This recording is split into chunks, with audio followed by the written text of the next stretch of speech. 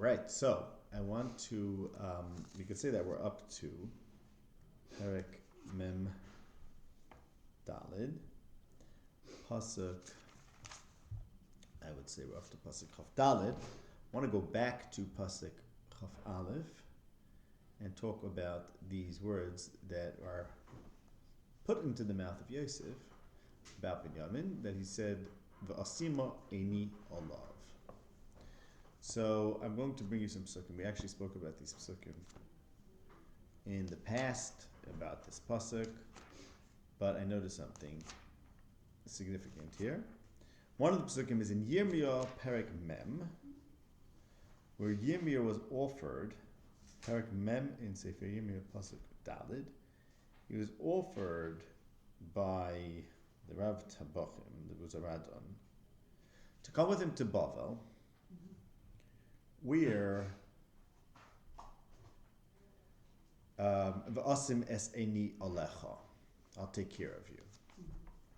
So V'asima eni alav in that sense means when someone is dependent on a power, someone that has power over him, and that person is going to tend him and care for him. And we spoke about this pasuk as well in the context of this V'asima eni alav, which is in Yirmiyah Perek Chaf Dalid. Yirmiyah Perek Chaf Dalid is a vision of two dudai te'enim.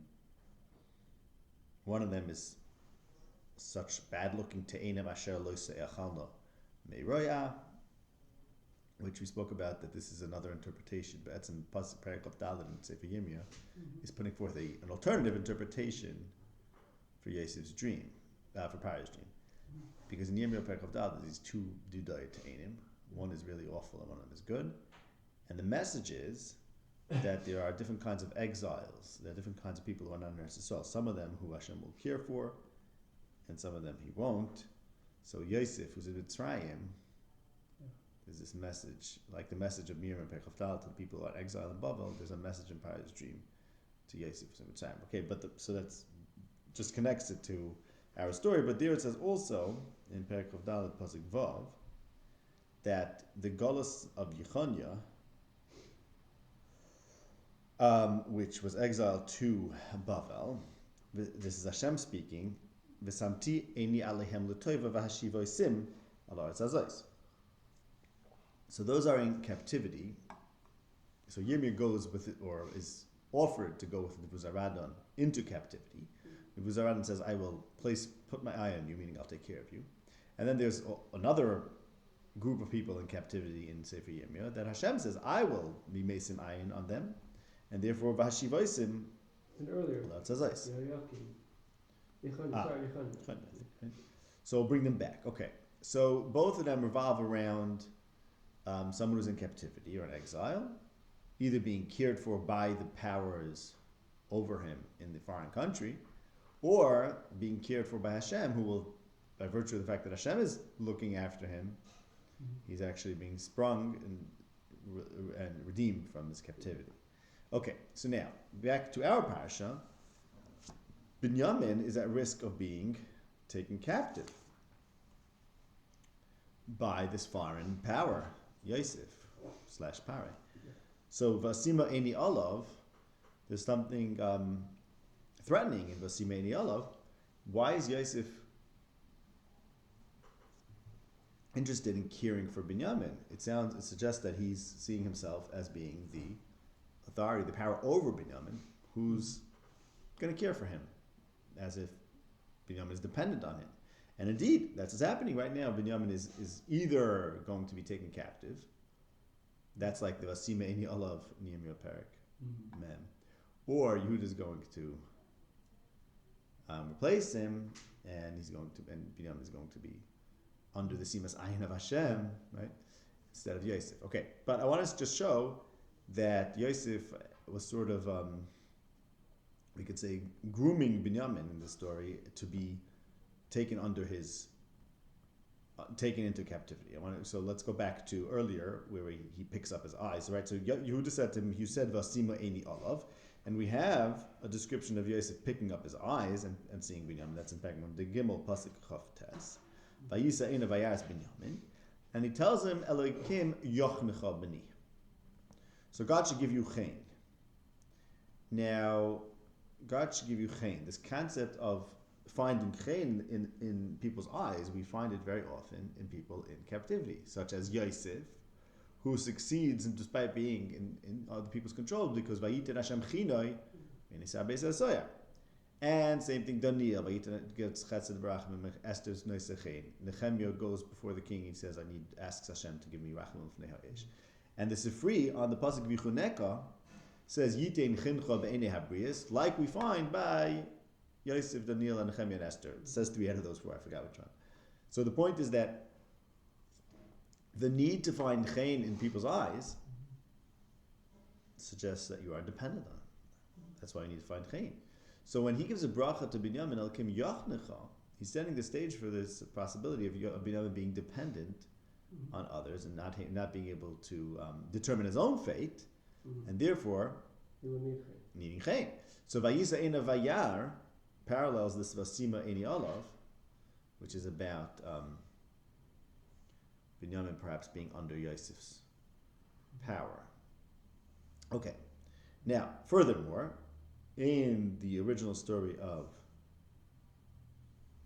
the meeting with Binyamin, the end of Parak Mem Gimel, so the pasuk says that he gave Binyamin Bater Masas Binyamin Mas'os Kulam Chamesh Yodos. Okay. So he's taking care of Binyamin. And number one, he's taking care of Binyamin. So again, that's setting the stage for this idea that he wants Binyamin to be dependent on him. But also, something we spoke about in the past, that Daniel Parak Aleph ends when Daniel's in the king's court, which of course parallels Yosef being in the court of Parai, because Daniel is so wise and he's able to interpret dreams, and he doesn't eat the king's food, as we've discussed throughout the parasha, throughout this Parashat Miketz, right? So Daniel Parak Aleph ends with something being Yadais, a certain number of times, also the expression of Yadais. And there it's that Daniel is Vayim Tzaim Eser Yadais, he's 10 times all the Khartoumim. Okay, so he's 10 times as wise as all the Khartoumim, and therefore he's the king wants him to stand in front of him. Okay. Binyamin receives or 4 of them actually. Right. Yeah. Yes. All of them. Correct. Yes. And okay. Daniel receives Chamesh Vater Masas Binyamin Masas Kulam Chamesh Yadas Binyamin. And this I know you were skeptical of. Binyamin also will receive later in the story when Yosef sends them off Chamesh Chalifos Somalis. Okay, so I see some parallel over here that Daniel is in captivity and he's 10 times, and Binyamin gets 5 times in Masis, and there's Chamesh Chafilos. Okay, now, let's see. Something very important about this, Binyamin being equal to 10, or Daniel being equal to 10. Like, Daniel's 10 times the amount of the wise people. Now, the fact that there's one person who's equal to 10, this we see in Miketz. Why? Because, firstly, there's 2 places. Firstly, Paris says, will we ever find someone like Yosef, a man who's a Ruach Elikim? Now, Yosef had 10 brothers. And by Paris saying, will we ever find someone like this, Asher Ruach Elikim Bai, he's implying that Yosef is better than all 10 of his brothers. And they don't have the Ruach Elikim. Yeah, it doesn't mean he's better than all 10. Right, okay. It doesn't mean he's equal to 10. I'll show you why I say that, right? Why I say equal to 10, right? But at least that he eclipses all 10, even though they have the Ruach Elikim. But no, as we learned in Micha, they lost their Nevuah. So they don't count. They don't have the Ruach Elikim. Now, why am I saying Dafka 10? Because look in Perek Mem Gimel, Mem Beis, Pasuk Gimel. Vayerdu Achei Yosef Asara. The brothers of Yosef, the 10 of them, went down. Now, there's really 11, right? But that's what the next pasuk is about. Binyamin. Vez Binyamin Achi Yosef. But there's pasuk Gimel and pasuk Dalet contradict each other. Because pasuk Gimel says that there are 10 brothers of Yosef. And pasuk Dalet says that there's 1. Only Binyamin is called Achi Yosef, which is a theme that gets picked up in Vayigash, where Yaakov says, Ate midayim ki shnayim yoda li ishti, and he's the only one. Yosef only has only one brother. But does Yosef really only have one brother? They said to Yosef, Kulonu b'nei ish echad nachnu, right? That we're all brothers. So that same contradiction you have there in Perek Mem Beis. On the one hand, 10 of them are called the brothers. On the other hand, Binyamin is called the brother. But the pshat is like this. The pshat is that I maintain, just like Daniel is equal to 10 of the Chatumim, and Yosef is like Daniel, he's the one who outshines all the Chatumim, and he's equal to all of his 10 brothers because Yaakov doesn't consider any of them to be the real sons. Similarly, Binyamin, the brother of Yosef, from one perspective, he's like 10. So that's why the pasuk says this Achi Yosef Asara, but that's one perspective. But another perspective is who really ranks is only Yosef and Binyamin as well. So Binyamin is called Achi Yosef. According to Yaakov, right? In one sense, none of them are equal to him because none of them are counted at all. None of them are equal to whom? Yosef or Binyamin because they don't count at all. Well, I'm saying like this. No, right. So I'm saying one being equal to 10 of them is the same thing as saying they don't count. In other words, what do you mean one does? What do you mean he's like 10 times? What do you mean? They're all people. It's like saying you're not the real son. Once you treat them all as the real son, I don't know if I don't think you count it. The very fact that we're saying 10 of you is like one of him is like basically saying you don't rank. You're like more. You're like a Pelegesh or something. Yeah, it's like you're not a real son or you're a quasi son. Okay, fine. Even though they have all the Kedula and he has none. Right. So here's the thing. So now remember, we're going to get this pasuk tonight. Very important pasuk where Yaakov tells them Atem Yadayim, where they quote Yaakov as saying Atem Yadatem Ki Shnayim Yoda Li Ishti. You know that my wife had 2 children. Meaning to say, what's he saying there? He's claiming that Yaakov says that that I don't consider you my children, right? Mm-hmm. And going back to that pasuk we were just looking at, so when Yaakov says, why don't I want to send Binyamin? Because you know that my wife had 2 children, and therefore I'm really connected to him, etc., etc. Where did he say that? Because where does it happen? Because in Perek Mem Beis pasuk Daled, it says, Binyamin Achi Yosef lo shalach Yaakov S11. So that pasuk is implying Shnayim Yoda Li Ishti, because that pasuk is saying that Yaakov's motive in not sending Binyamin was that he considers Binyamin to be the true Achi Yosef and does not consider them to be the brothers of Yosef. But it doesn't mean that he doesn't consider them to be his sons. They're my sons, but they're not my wife's sons. They're not Rachel's sons. So no, Shnayim Yoda Li Ishti. That means. And the other ones are not. Not Ishti, right? Okay, not Ishti. Interesting. Sons.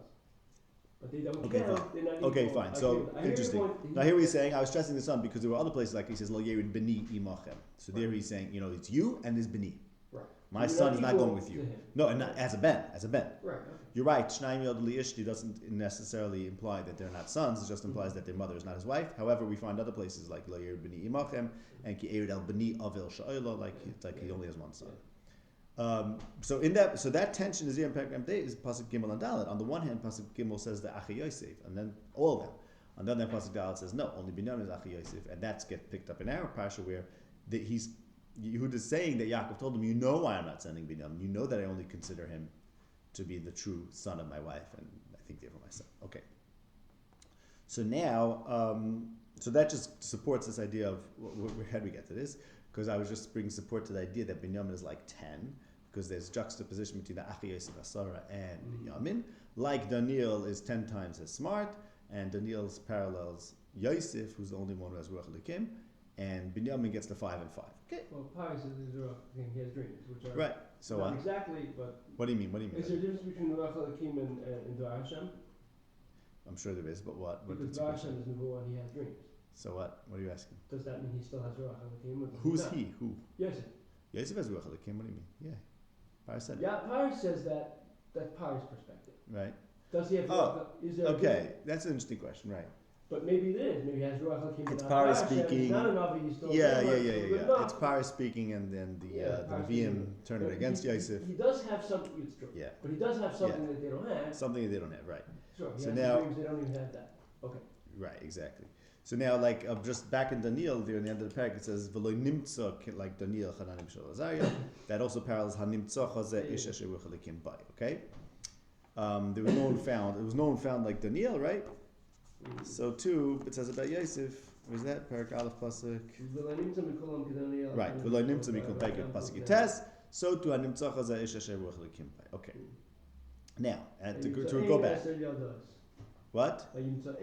Right, exactly. The Mitzia, right. So Hanimtzach Hazeh, he has 10 brothers, so he said, no, they lost the Nevuah. Now, and then what I'm saying is, what I'm suggesting is now, that that when Yosef gives Binyamin 5 and 5, so Yosef is making Binyamin equivalent to him, right? He's doing something to make Binyamin equivalent. Okay, now what's going on in our story? Yehuda says, right. Pai doesn't necessarily know the difference between Nevuah and dreams. Okay. Maybe he's wrong. But therefore what? Therefore it's not necessarily, maybe he's saying this is like Nevuah and it's not. It still doesn't mean that he's not treated as equal to them or better than them. It means he is better than them. I'm not saying that. I'm saying the Pari's statement is not. Right, for sure. Okay, now, so what's going on in our Pasha? Vigesh elav Yehuda, and Yehuda's accepting that Yosef is equivalent to all of them, because atem yidatem shnayim yoda li ishti. And as we've been discussing in this Parsha, we have to compare this story, this competition, tension between Yehuda and Yosef, to the eventual tension between Machos Yisrael and Machos Yehuda. We see that in Yirmiyah, and we see that in Shmuel. In Shmuel Beis, where the only other place in Tanakh we have someone's Nefesh Kshuva. Nefesh is Yohain's son David, and David is sent to his brothers and becomes king, and all the parallels that we've been speaking about since the beginning of Vayeshev in many ways. But what I wanted to show here was another pasuk we also referenced in the past. Shmuel Beis Seif Perak Yud Tes, after the putting down the rebellion of Absalom, and then there was this question of who's really loyal to the king or who should serve him, Yehuda or the other 10 tribes. And the other pasuk says, the last pasuk in Perak Yud Tes in Shmuel Beis, Vayan Ish Yisrael Es Ish Yehuda Vayomer Eser Yodos Liva Melech V'gam David Ani Melech. So the Yisrael people have 10 Yodos in the king. So there's Yehuda and then there's Yisrael, and when they're both laying claim to David, Yisrael says, I have Eser Yodos. So this same tension that we have in the brethren back in when there's sons of Yaakov, the actual brothers, about Yosef, who eventually is going to morph into Machos Yisrael and represents Machos Yisrael, and Binyamin as well. They're the ones who are the Eser Yodos people, and then ultimately it just becomes Yehuda, who's like one, and here Vayigash Yehuda, and he's accepting that you guys are superior to me. Shnayim Yod Liyishti, and Shnayim Yod Liyishti means, like I said, they're like 10 times us. Except in the Machos Yisrael and Machos Yehuda has what Yisrael doesn't have, and it's 2 Yehuda and Binyamin. Yes. And they have what nobody else has. Yes. Mikdash, and they outweigh yes. everybody. Yes. It reverses. Yeah. Except Binyamin stays there. Right. It's not. Yehuda and Yosef switch, but Binyamin stays. So far, it's far from perfect. The parallel, right? Yes, but there still might be one. Yeah. No, I'm sure. Right. That the tension between the two kingdoms, which in our parak and putting together the Neil is this question of who's 10 and who's 1. We have the same. Just that point we have that. Just that. Okay. Now going back to the question. We spoke about this question once before. I want to go back to it. Pare said, would we find a person as Ruach Lekim? The question was, yes, Yaakov. So the answer is Yaakov lost his Ruach Lekim, but it says, Ruach Yaakov Aviyah. The brothers, they lost the Nevuah, like it says in Micha. What about Binyamin? That was a question. Why not Binyamin? So now that we have this business of Yosef is making Binyamin 10, perhaps it depends on Yosef, because now that Yosef is missing, and so now that suggests that maybe Binyamin is, in other words, that suggests to, let's say, Yaakov and the brothers that maybe Taka, they were right. Maybe Yosef is the bad guy, and maybe Binyamin is the bad guy. So maybe Binyamin is not Eser Yodos till Yosef makes him Eser Yodos, like him. Yosef is reaffirming through his actions here that Binyamin is equivalent to him, and only in the beginning of Vayigash do the brothers come around and accept Shnayim Yod Liyishti, and Yehuda is willing to give himself up for Binyamin. But this status of Binyamin as being this great guy like Yosef depends on him being united with Yosef, or at least the brothers recognizing that they made a big error in how they treated Yosef. But for those years, 22 years, when Binyamin is back there and Yosef is missing, Binyamin is maybe not the S11. As we see, Taka, Yosef has to do something to bring him, to reinstate him as 10. Okay? Well, they thought he was like his mother. Right. He stole the... Right, exactly. It's still right, exactly. The other thing is that there's another looking. Before that. What? He gives him 5. 5 then, 5 5 later. then is first, but 5 then 5 later. Right. So that would explain the 5 and 5. That there's a process where he's trying to bring him back. Okay. Yeah. The second 5 was after. And the other possibility was there's someone very very important from Binyamin who cannot be found when he's sought for greatness, and that's Shaul. They didn't find him. So hanimtzach hazeh, because we're not going to find Binyamin, and or relatedly, what? Yeah, but also who's hiding? Shaul was hiding. Okay, so maybe Binyamin will be hiding too. I don't know. Because he doesn't want the greatness. Right, he doesn't want greatness, so we won't find him. Also, right, no, but also, his father won't let him come. So we could find him, but he's going to hide him. Yeah. And just throwing this out there, that same person from Binyamin has a Ruach HaLekim, very significantly, very prominent in his story is the Ruach HaLekim, in Shaul's story. But the Ruach HaLekim turns into Ruach HaLekim Ra'a. So okay, there's Binyamin's Ruach HaLekim too, but maybe it's not so dependable, because look what happened to Pukhazi. So Shaul not only has Ruach HaLekim as Melech, he also Hakam Shaul Banavim. Right, yes. So he had an actual Nubuah too. Perhaps. And then later loses. If that's actual Nubuah, yeah. But right, there's a whole thing going on with Shaul and accessing the Ruach HaLekim, and it ends up, he works on it, it happens, but then it turns out against him. And it's not pashut. So I was just throwing that out there. Okay, that's how I wanted to comment on that pasuk Vasime Ini Olav. We got the Indian, but again, I started from Vasime Ini Olav suggests that Yehuda is accusing Yosef of having planned to make Binyamin his captive, and indeed that's supported by Elikim Yachnecha, with this whole business that the people in captivity have to be Moitzachein, like Yosef himself was Moitzachein in the eyes of his captors, as did Daniel, Nehemiah, Esther. And Binyamin is being sort of raised to the level that he could be like Daniel or like Yosef, and he gets the S11. So we got to this whole S11 thing. Okay.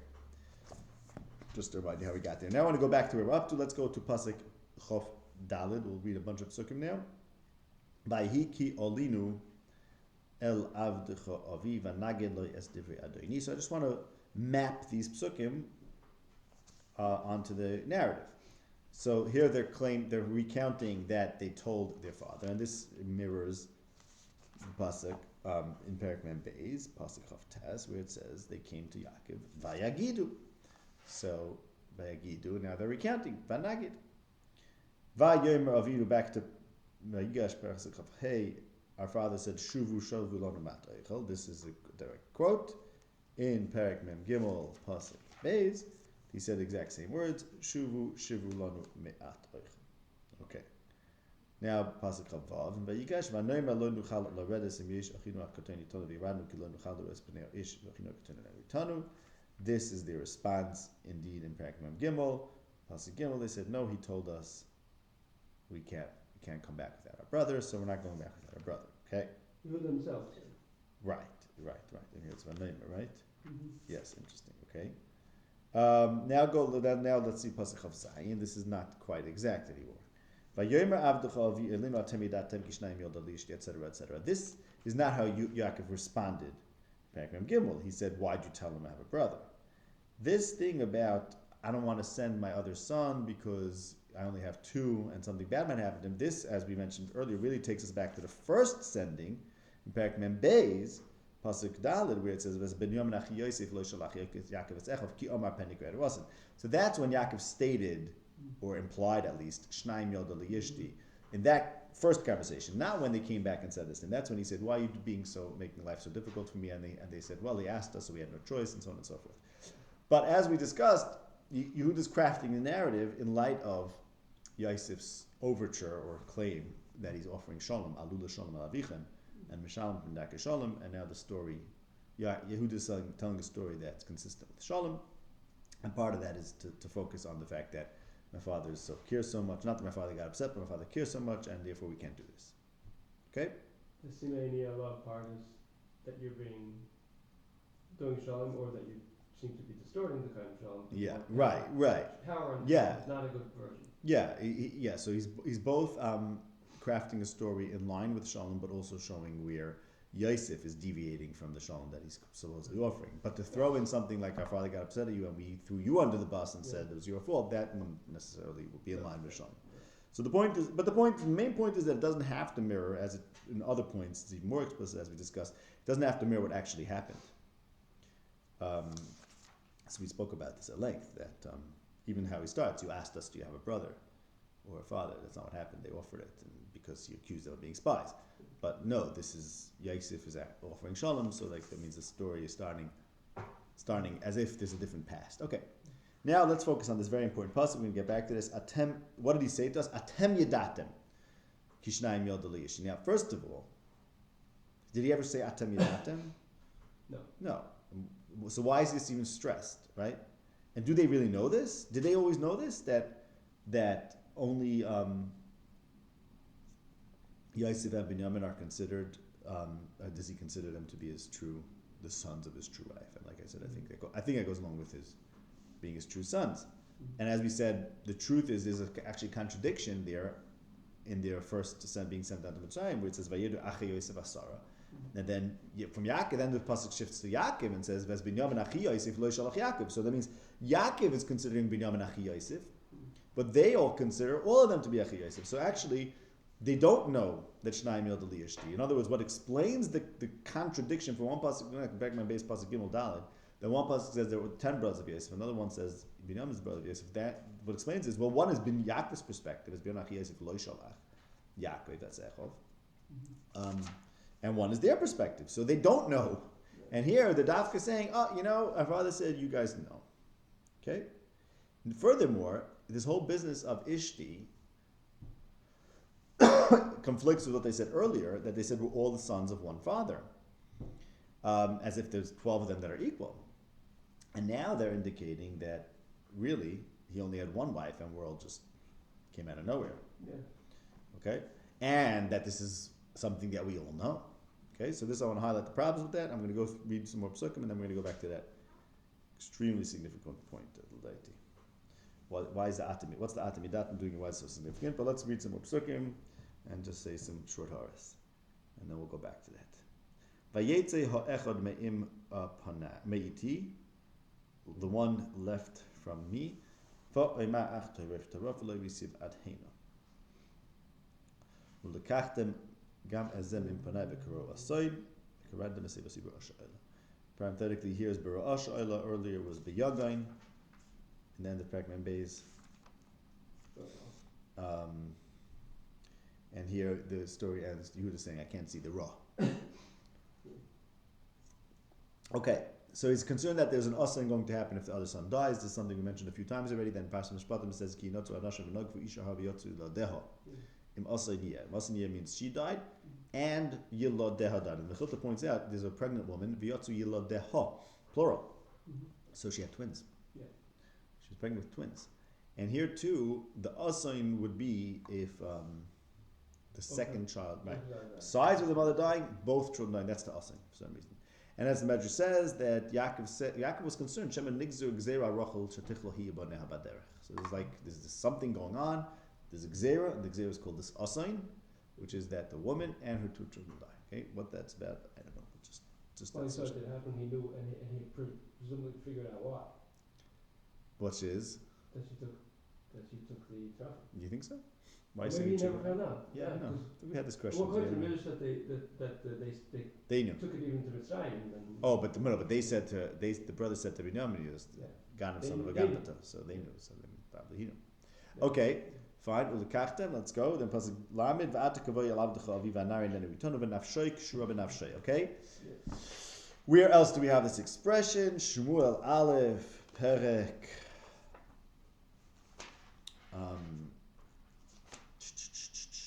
Yud Ches. After David goes to meet his brothers, find out how they're doing, and rises to greatness by killing Goliath. And all the parallels between that and the beginning of Vayesha, which we're not going to repeat. After that all happens, Parak Yud Ches and Shmuel Aleph begins, Nefesh Yehodas and Nikshura b'Nefesh David ve'Yavir Nasan Yunus and Kinafshe. Okay, so as we discussed, here we have this question: is Binyamin going to be the king? Is Yehuda going to be the king? This is a revolving around kingship. This still the kings, Yehuda and Kihine Amlocha Noyadu. The Medrash says, Yehuda against Yosef. So this is about kingship, as we discussed. Why that's the case, basically, I mentioned this last year, 2 shurim ago, that Yehuda is offering to be an Eved. And this is the story of Yosef, that in order to become a king, you have to first become an Eved. So basically here, Yehuda, who's the contender for the king, is recognizing the same thing that Yosef recognized through his experience, which is you want to be a king, you have to be an Eved. And that's what puts them on the same page. And had Rechavim recognized that in order to be a king, you have to be an Eved, then there wouldn't have been a split. Yeah. So that's what he's going. No, that was the Hashiveni Davar. You're right. No, but he said Ma'ashves Am Davar, and his elders told him be an Eved, and his youngsters said don't. And because he wasn't an Eved, therefore we have a split. So here too, Yehuda and Yosef are having a rapprochement when Yehuda recognizes that I'll be an Eved instead of being the king, and this is exactly what happened to Yosef. He wanted to be a king, but he had to first be an Eved, so that brings them together. Okay, why am I telling you this? Because Yehuda saying I'll do it, you're willing to. Say it right, but the point is there's a meeting of minds and the recognition of the true service, and the true greatness is to sometimes allow people to be free by serving them, by being a servant, so they can be free. Okay, but anyway, so David is sent to his brothers, and he's becomes a king, and there it says, starts his path to become a king, and there it says Nefesh Yenis and Nikshu b'Nefesh David, and the next pasuk in Shmuel Vayikachehu Shol Bayomahu V'Lo Nisanai L'Shuv L'Beis Aviv. So here too, Lekachtem Azim Im Panai. So Yaakov is concerned with the fact that his sons are not returning to him, and we find in the David story that he doesn't return, but it's a good thing, I guess. But just pointing that out, they're leaving his father and not coming back. There's a right way for that to happen, which is that he should become a king and be Nefesh Yenis and Nikshu Nefesh David. Ever to the king, and then come to king. What? First he becomes the Ever to the king. Yeah. Yeah. Right. It's on the right path. Okay, now let's go back to Atem Yedatim, okay? So what's this Atem Yedatim? So I want to review a little bit what we spoke about at the beginning of the parasha, Vayigash Elav Yehuda. This Vayigash is very important, okay? And obviously, why is so? How do we know it's important? Because it's not necessary, the Vayigash. Why is it important, this Vayigash? That's right away the clue.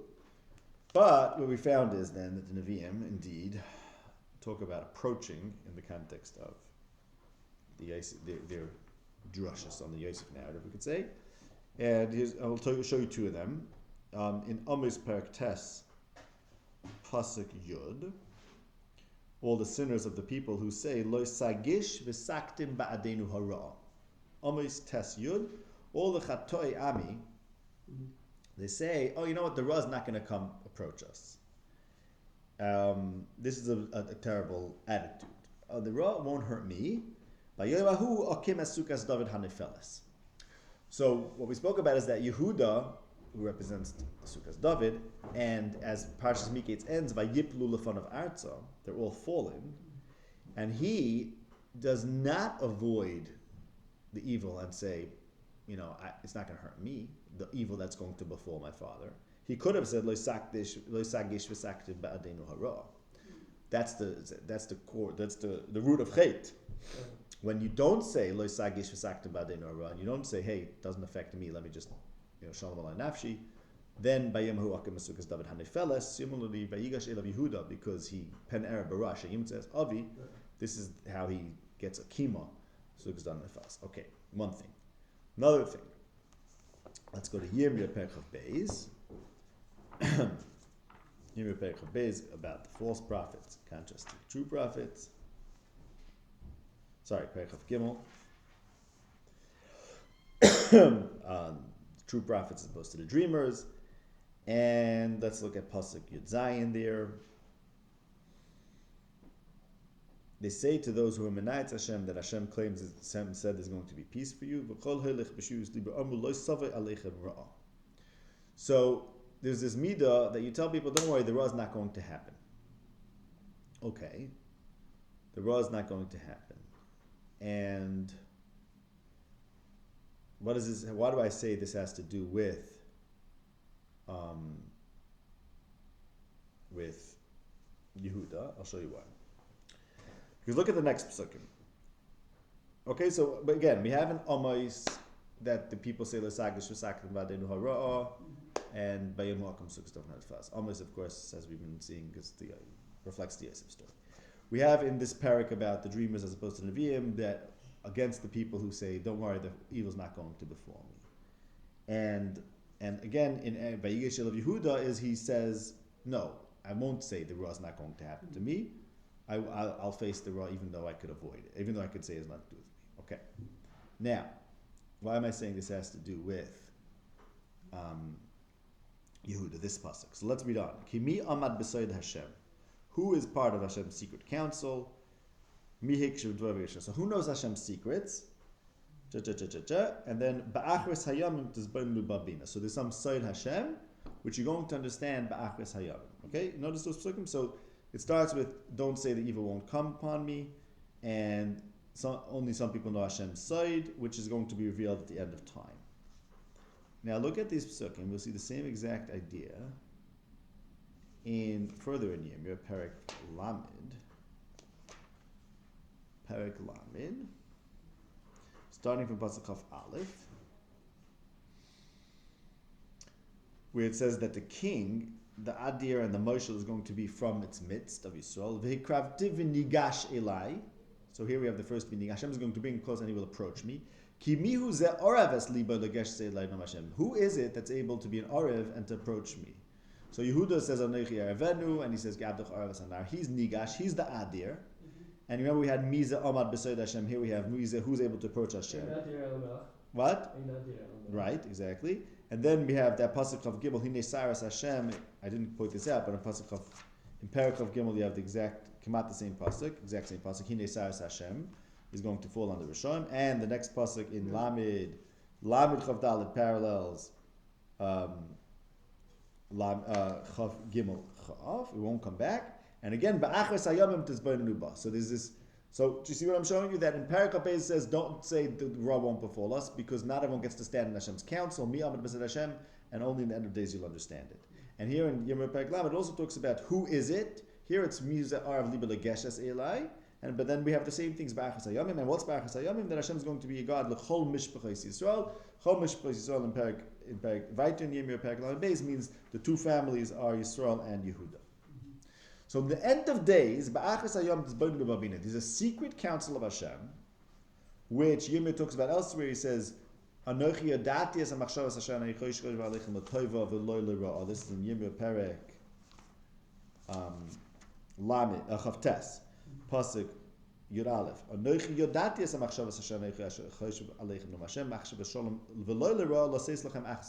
means they're in Golos, they're in Bavel, and they don't understand the word of Hashem, and everything seems like Ra, but Hashem says there's a secret thing called Machshavas Hashem, which is going to lead to Taiva.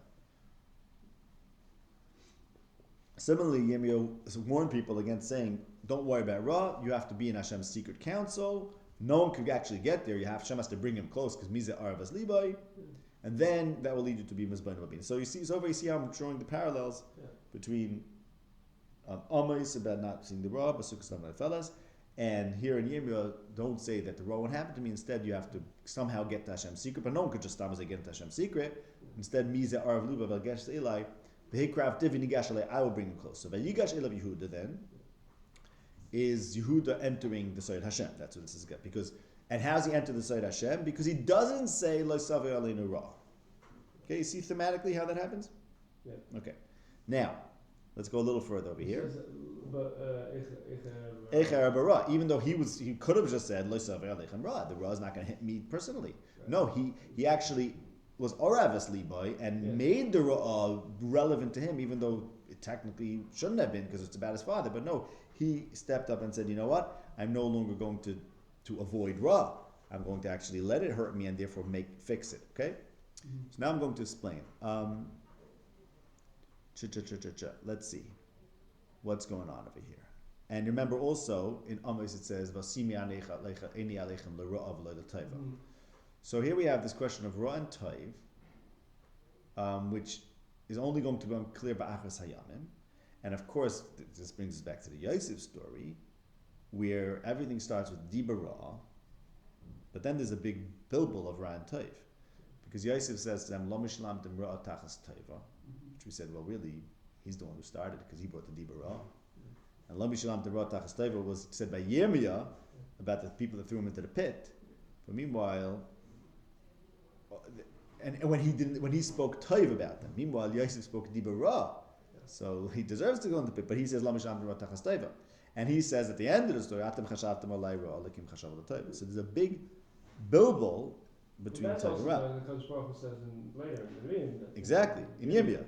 Exactly. Exactly. So the Yosef saying Atem chashavtem alay ra, Elokim chashav al Toiva. But look, what took a whole history, whole process for us to realize this is exactly parallel to what Yirmiyah is saying, that even though things look evil, things look bad. Exactly. Now. So let's understand. Now understand what that means. And there we have Anochi. Notice that the Anochi Yadati is Machshavas. Hashem says, "I know the thoughts. You don't know it because who could enter the side Hashem? But I know it." And here Yehuda enters the side because he's the one who's Nigash and he's the Adir, right? He enters into Hashem's secrets. And what's the key word here? The surprise thing, Atem Yadatim. So like Anochi, I'm trying to make a Gzei Shava. Anochi Yadati is Machshavas. But how? Only Hashem knows the thoughts. We're not in Hashem's secret council, and therefore we operate in Hester, and we can't understand things, which is the whole story of Yosef. But here's the resolution. Finally, we're reaching a resolution, and the resolution is a key thing in the resolution of Yigish of Yehuda. He's able to enter the side Hashem, and there's Atem Yedatim. Okay, now I want to explain. Wait, I just showed you the words, right? Okay. You can't have time. I'm just showing you Gzei Shava. Pshat is Azay. Here's what I think it means. The brothers had to accept that that they did a great evil. Basically, here's what happens. What was the difference between the brothers and Yosef in the first instance? The brothers insisted that they know the difference between Toiv and Ra, that they know what's Toiv and what's Ra, and Diba Ra is Diba Ra. So basically, they had Das Hashem, and Yosef says, "No, we don't. I don't have Das Hashem." L'maisa, they're infallible. They're not infallible, I'm sorry, they're fallible.